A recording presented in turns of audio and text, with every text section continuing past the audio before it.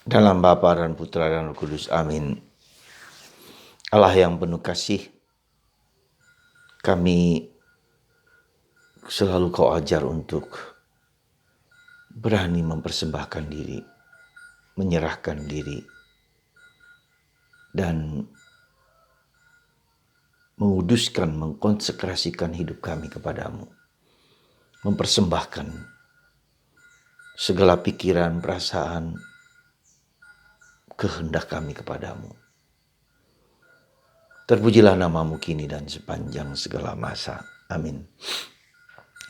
Para saudaraku terkasih dalam Kristus, pada hari Senin tanggal 22 November ini, dalam bacaan Injil kita diajak untuk merenungkan satu hal yang boleh dikatakan sangat penting dan sangat fundamental di dalam hidup kerohanian kita, yaitu belajar mempersembahkan, belajar menyerahkan diri, pikiran, perasaan, kehendak kita dan seluruh diri kita kepada Allah sebagai Bapa kita.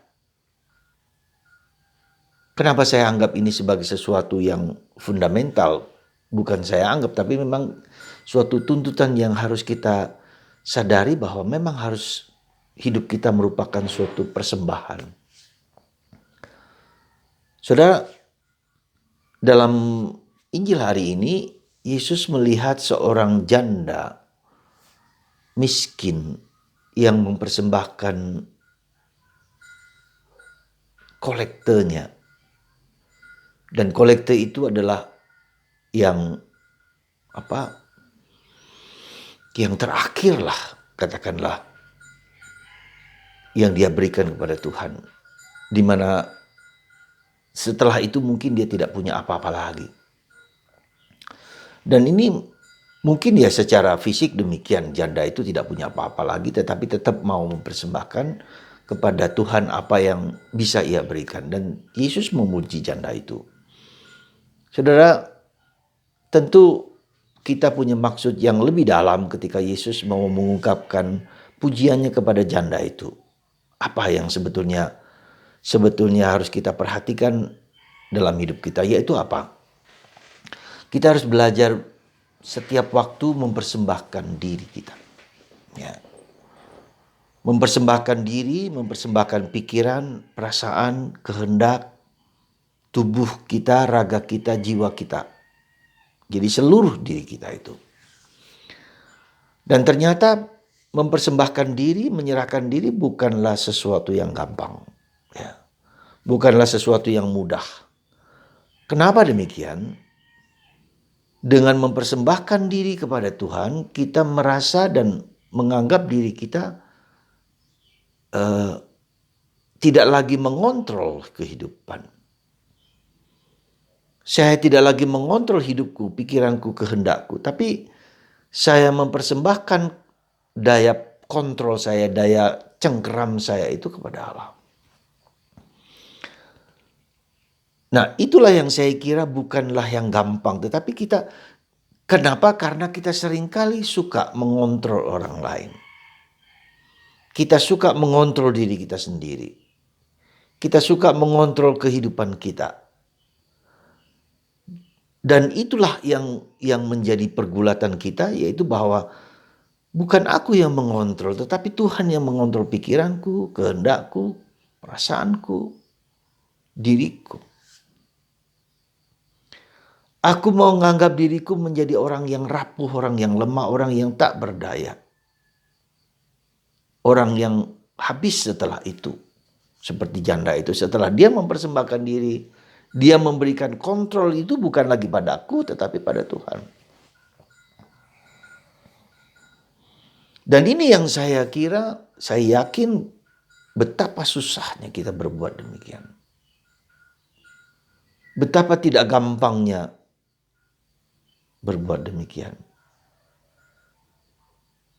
Saudara, mari kita dari hal-hal yang sederhana, hal-hal yang kecil, belajar terus-menerus untuk letting go, untuk let it be, untuk tidak hanya lagi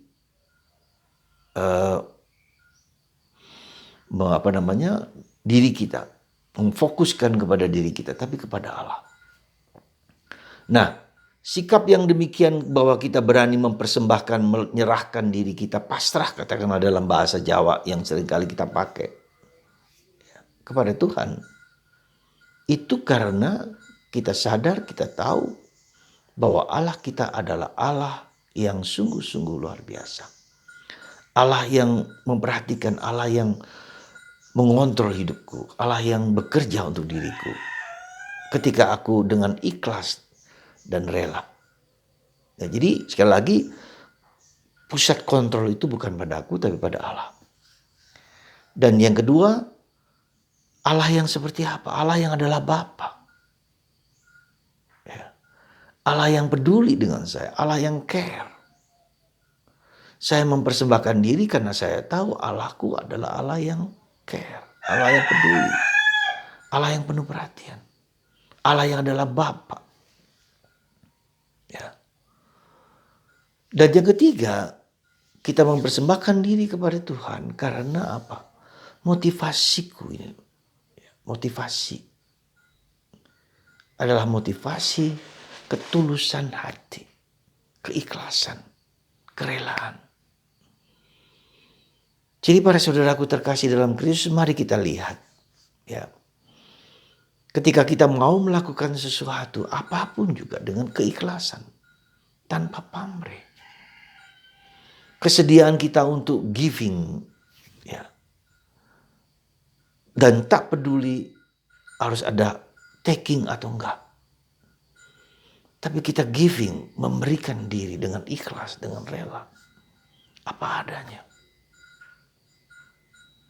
Itu saudaraku terkasih dalam Kristus, maka kita belajar dengan sikap yang tulus, dengan pamrih. Motivasi ini yang saya kira dipuji Yesus kepada janda itu. Keikhlasan, ketulusan, tanpa pamrih.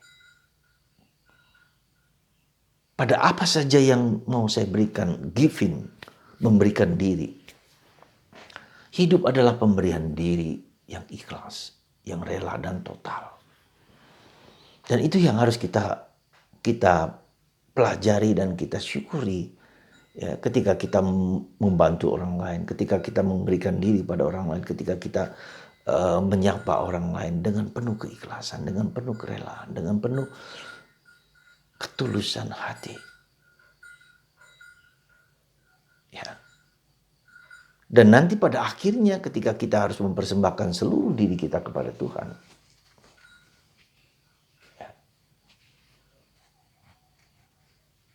kita mempersembahkan dengan keikhlasan, tanpa takut, tanpa ragu, tanpa. Ya. Semoga pada akhirnya, saudaraku terkasih, hidup kita adalah suatu persembahan diri. Dan ketika Tuhan memanggil kita, kita tidak pernah merasa takut, tidak pernah merasa gelisah, tidak pernah merasa cemas. Ya, karena saya tahu Tuhan yang dimana saya mempersembahkan diri kepadanya. Itu Tuhan yang adalah Bapa yang penuh cinta, penuh kasih kepada kita. Semoga Anda dan kita semua secara pelan-pelan ya, mempersembahkan apa yang bisa kita berikan, memberikan diri dengan ikhlas dan tulus. Coba kita lihat diri kita sendiri. Apapun yang kuberikan, apapun yang entah itu uang, entah itu benda, entah itu pekerjaan, entah itu waktu, adakah keikhlasan kita? Dan melakukan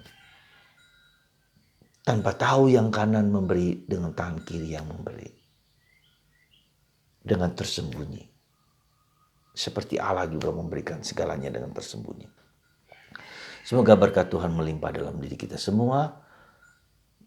Karena kita terus-menerus belajar memberikan diri kepada Tuhan. Apapun yang bisa kita berikan.